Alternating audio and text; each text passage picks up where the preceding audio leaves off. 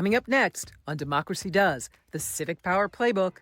The holidays are right around the corner, and we are going to be spending time with our loved ones or family members who may see things very differently than our own points of view in terms of this political climate and what's happening to this country.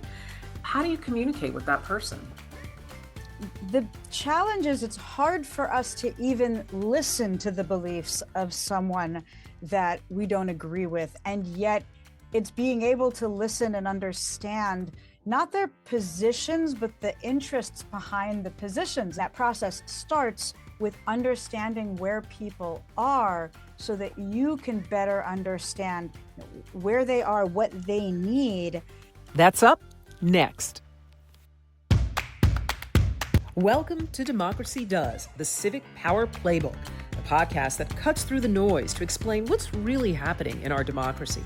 Each episode breaks down key issues with insight from policy experts and change makers, giving you clear tips to take action. Whether you're fired up or feeling stuck, you're in the right place to get informed and get inspired, because democracy works best when we all participate. Hi, everybody, and welcome back to another edition of Democracy Does, the Civic Power Playbook. I always say I'm excited, but I'm really excited for this guest because I know her as a colleague and a friend and a classmate.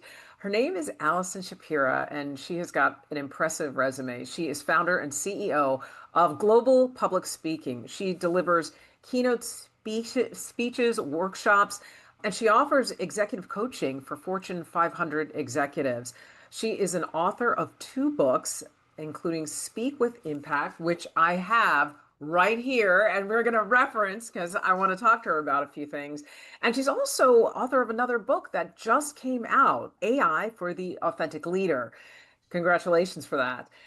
Ms. Shapira is also an adjunct lecturer at the Harvard Kennedy School, where she teaches a class called The Art of Communication.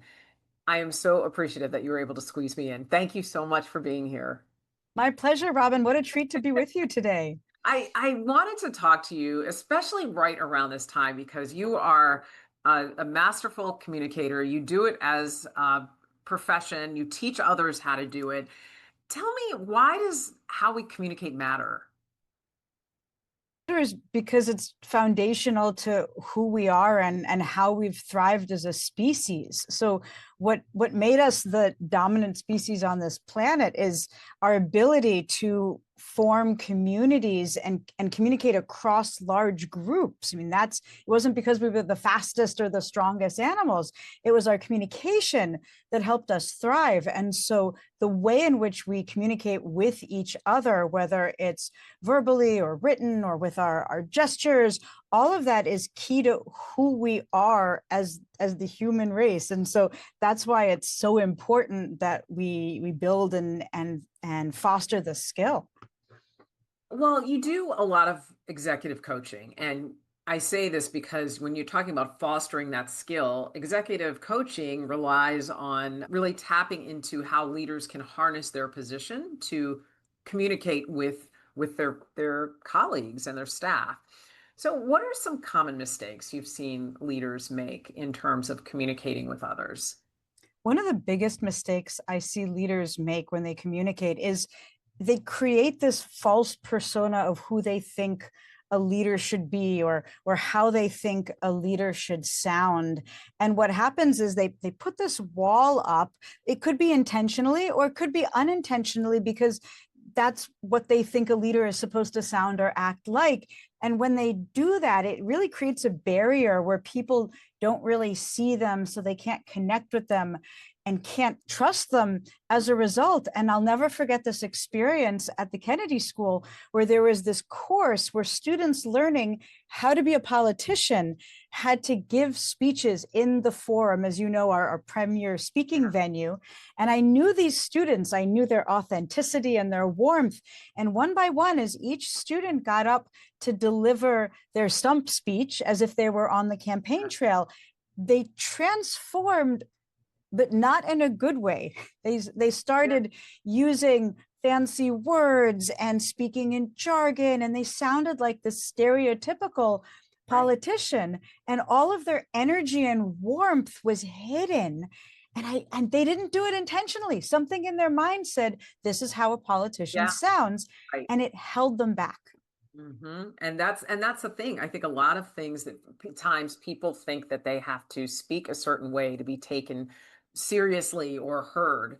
And I want to circle back to that in a moment, because I think having an authentic voice, that's something you reference in your book, really is key. That actually leads me to, I will touch on this in your book, Speak with Impact. In chapter 4, you talk about the tools of persuasion, and one of the things you say is emotions. You say using emotions is really key. And that actually plays right into what we were talking about a moment ago, about how people think they have to sound leadershipy or like a politician. But you say being sincere and speaking with emotions is important. Why? Because we relate to one another through emotions, which are universal. We might not all show emotion in the same way, depending on where we grew up, but we all feel emotion. And so when you as a speaker or as a leader are able to tap into your own emotion in a way that others can relate to, they might not relate to the story behind it, but they can relate to the emotion, then their brain starts to release oxytocin, which is a chemical that creates a feeling of trust and connection. So as a leader, when you tell a story that taps into authentic human emotion, then your audience neurologically leans in to listen to you, connect with you, and trust you. Now, you have to be able to do it in the right way. Just yelling at people because you're angry doesn't make them respond to it. So we have to do it in the right way. And we have to do it ethically, because you can use that emotional connection to bring people together and create community, or you can use it to create division and isolation. That is really significant that you brought that up, because people are really divided right now. And one of the reasons why I'm thrilled that you and I are talking right now is because it's right around, the holidays are right around the corner, and we are going to be spending time with our loved ones or family members who may see things very differently than our own points of view in terms of this political climate and what's happening to this country. And what I liked about what you just said was, when you talk about emotion, you can use emotions in a way that allows you to empathize with someone, connect, or divide. So let's talk about why it's important to harness our emotions in a way that, or how can we harness our emotions in a way to kind of break down the divide. You may have a loved one that you have to sit across from the table, or an uncle or whatever, and they're pretty difficult. How do you communicate with that person? It's such a challenging situation, and I'll never forget, in my family, I mean, we vote on all sides of the political spectrum, and there was an incident where one family member wrote a 3-page letter to another family member about why who they were voting for was wrong, and why they should change their opinion, and who they were going to vote for. Or can't remember at what point in the process this happened. And obviously that didn't work. Sending someone a written letter about why they're wrong does not change their beliefs. In fact, it makes people hold more firmly to their beliefs when they're shown evidence to the contrary. And we see that on both sides of the aisle. Yeah, people dig in. They get dug in. That's right. That's right. Now, we can come back to this, but AI is changing the efficiency of those types of persuasive arguments, because AI is armed with superhuman tools of persuasion. So where humans fail to persuade, sometimes AI does a scarily good job at persuading people to change their beliefs. Now, that's not going to help us at the dinner table, though. Right. So then how do you do that? And I want to hear what you say, but then I also want to quote something that you say in your book. What do you think about sitting across from someone who's very challenging? I mean, what would you recommend? The challenge is it's hard for us to even listen to the beliefs of someone that we don't agree with. And yet it's being able to listen and understand not their positions, but the interests behind the positions. And this comes from negotiation theory. There's what someone says they want, but then there's the underlying interest behind why they want what they want or why they do what they do. And until we truly understand the interest behind someone's position, it's certainly impossible to argue with them because we don't really know what the issue is. And so I still believe that listening is the most important tool or communication tool that we can use right now. You're not going to change someone's beliefs at the dinner table. So we have to set aside that as a goal. The most you can hope for is to understand someone's beliefs. And so take that use it as a fact-finding mission to understand, to be able to acknowledge their argument, even if you don't agree with it, and then pause and breathe instead of saying, yeah, but what about this? Well, what do you think about that? That's an argument that's not going to be successful. Persuasion is not coming from a conversation. I like to say persuasion isn't a speech, it's a process. And that process starts with understanding where people are so that you can better understand where they are, what they need, so that later on you can think about how might I find other ways of meeting those needs as opposed to the methods they're using now to meet those needs. That's outstanding that you say that, because one of the things you say in your book, this is actually on page 209, and it's the Find Your Courage to Speak. Don't worry, I'm not going to make you memorize each page of your I'm so impressed with the book report. Yeah. No, but you say, don't seek out those who think like you, reach out to those who disagree so you can better understand their point of view. And I love that you say that. And you also emphasize that listening to the views of others, even those you don't agree with, is truly a form that reflects the freedom of speech. And that is a right that we have that is protected. And there's a responsibility with that. So I love that. And one of the things that I wanted to mention too is I had asked you just in pre-interview questions, just some blind spots that a lot of us have when it comes to communicating with people that we may have differing views with. And you touched on it just now, confusing being heard with agreeing with someone and just sitting there saying, okay, yeah, I hear you, but that's not really going behind the intention or the motivation from where someone's coming from.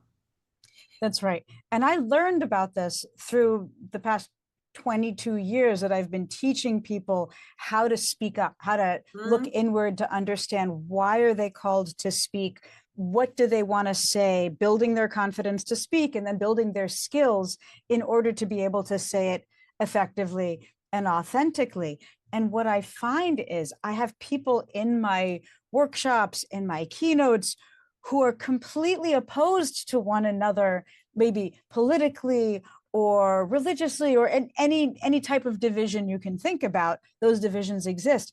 And yet, when we recognize everyone's afraid of public speaking, or everyone has imposter syndrome, or even the most professional people are still beating themselves up because they're perfectionists, even though they've made it. And we find such strong commonality that we realize our connections even across those differences. And I simply wish more of us had the opportunity to do that in a safe, non-threatening, non-always on being recorded space. Confrontational space, right? That's right. Because when the cameras are rolling, we're on. We're not present, we're performing. And there's an argument for transparency. There's also an argument for privacy, so that people can do the vulnerable, imperfect work internally or in a small group in order to listen. Because for some people, if you listen publicly, you lose, because people don't want you to listen. And yet that's what has to happen. Yes, absolutely. Just out of curiosity, one of the things I didn't mention in your wonderful, elaborate resume is that you were also a diplomatic speechwriter. Is that correct? And in that space, did you notice, or were you nuanced in your writing when you had to come up with speeches for the people that you worked with? I mean, did you apply these? Did you notice that these were traits you needed to have even when you were doing that job? Especially when I was doing that job. And that was very early in my career. Yeah. That's how I learned these skills. Mhm. Because in a diplomatic setting where you're addressing people of different views, and you might be talking about a topic that both sides think you're not doing a good enough job at for the opposite reason. And so I learned with no training whatsoever. I mean, I was just a former opera singer at that point, trying to figure out how to write speeches. I knew how to deliver a musical experience, but I had to learn how to write and message and then take tough questions. And so everything I teach now comes from the on-the-job training and the mistakes I made in those situations that taught me how to be able to keep your cool under fire from a tough audience, and how to think on your feet and be able to maintain a productive dialogue with people who might viscerally disagree with you publicly while the cameras are rolling. When someone disagrees with you, either publicly or at the dinner table, one of the things you suggest is taking that pause and a breath. Mhm. But how do you, can you elaborate on how you manage that? Because you can either have a deer in headlights or it can detonate until something explosive. So what do you do? It really depends on how much I've eaten, because if I'm really hungry, it's very hard to show Yes, up as my best self. yes. And so sometimes I might say to somebody, and I've done this with people in my life when we're having an argument over the phone or something, I'll say, listen, full disclosure, I'm hungry. I'm not able to have this conversation in a way where I'm showing up as my best self. So we either have this conversation poorly and you accept the consequences, or we talk later, or let's wait until the turkey arrives. Let's talk about this over Right. dessert, not before we've eaten. So that's part of me knowing myself Yeah. and self-regulating. So Yeah. assuming I have eaten and Yes. I'm in my best mind, at least from a gastronomic perspective, Yes. then if I'm having trouble actually pausing and breathing because what somebody is saying is so triggering to me, but I know that me getting triggered doesn't help. Right. So I'll simply keep asking questions, and I'll try to do it in the most neutral way I can without the New York sarcasm that I was raised on. And I'll say, can you tell me more? Well, tell me, what does that look like? What does that mean? That's so interesting. And just by the tell me more interview perspective, I'm also talking myself down from the stress of wanting to jump in and react, and Yeah. forcing myself not to think about the retort, because there is no retort in that situation. There's just fact finding, understanding, so that at a later time I'm better equipped to have a conversation. And so this person feels heard, Yes. which demonstrates respect. And I love how William Ury, who talks about the power of a positive no, says you don't show respect for someone else because you respect them. You show respect because you respect yourself. Wow. And Yes. that's really powerful for me. That is powerful, because that's true. Because if you think about it, when you get angry and you lose control and then you say something that maybe you regret, my mom always says, when you lose control, that's a sign of you've lost self-respect. So that's an Ooh. excellent point. Excellent Mhm. point. This is so powerful. Well, one of the things we love to do on this show is we have our power playbook, and I want to know what's your power play? What are three top tips that you would recommend to the average person who, either has to give a toast during the holidays, be with family? What are three top tips you would recommend on how they can best communicate during this holiday season? And when you talk about this, you mean in order to have difficult conversations? Is that the frame for this question? Yeah, I think, yeah, for difficult conversations. Yeah. Pause and breathe is at the top of every list. And it's something I put on all of the swag that I use with my business. It's pause and breathe. And even my family will remind me of that. My mother would say, Allison, pause and breathe. So that's always going through my mind. Right. And then if I can, I pause with my mouth closed and I breathe through my nose so that the answer that I want to share doesn't come out. So that's important. Being able to acknowledge what other people are saying. What I hear you saying is this, and simply replaying it back without judgment is critical. And then a third use, that part of the playbook that I would recommend in advance, if you want to have a dialogue with somebody, role play it with AI. Oh, interesting. And this is something I talk about in my book, AI for the Authentic Leader. Go into whichever tool you use, whether it's ChatGPT or Claude or Gemini, and say, you are this person, you believe this, you have this kind of background, here are your experiences.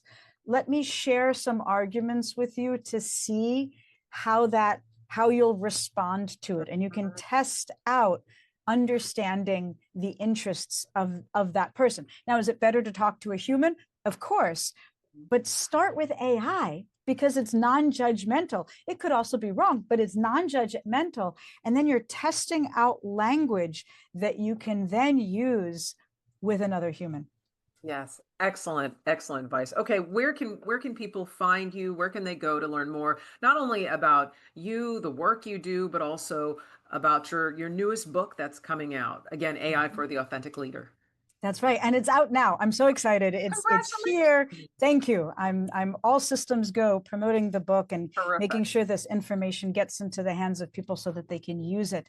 So I would love to connect with people first and foremost on LinkedIn, because I'm very active on LinkedIn. I post a lot of what I believe to be valuable information, and that's a great way for people to engage with me. So please connect on LinkedIn. And then on my website, AllisonShapira.com, which I know will be written so they'll see how to, in fact, it's on the screen now, so you can see how to write it.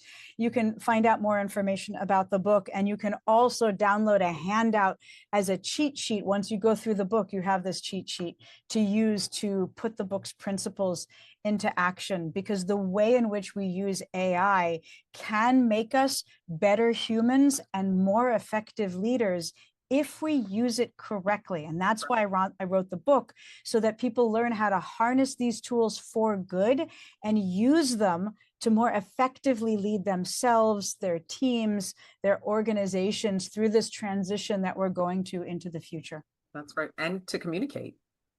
Thank you so much, Allison Shapira. Thanks, Robin. Such a treat to be with you. And now it's time for Allison Shapira's top 3 power plays. First, pause and breathe. Before things get too heated, take a step back. Also, that step back may help you listen and acknowledge. So often, people on the other side of your perspective may just want to feel heard. And finally, practice those tough conversations. Sometimes getting a little bit of prep ahead of time may help when conversations start to get a little tough. And if you want to learn more about Allison, her work as a speaker, as well as her books, you can go to her website, AllisonShapira.com. Thanks so much for joining us. We hope you're feeling a little more hopeful, a little less stuck, and maybe even inspired to take action, because democracy does work when we all participate. Want more?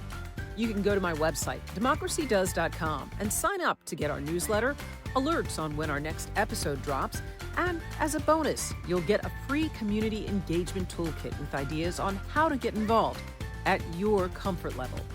Let's get in the game together. Until next time, I'm your host, Robin Hamilton.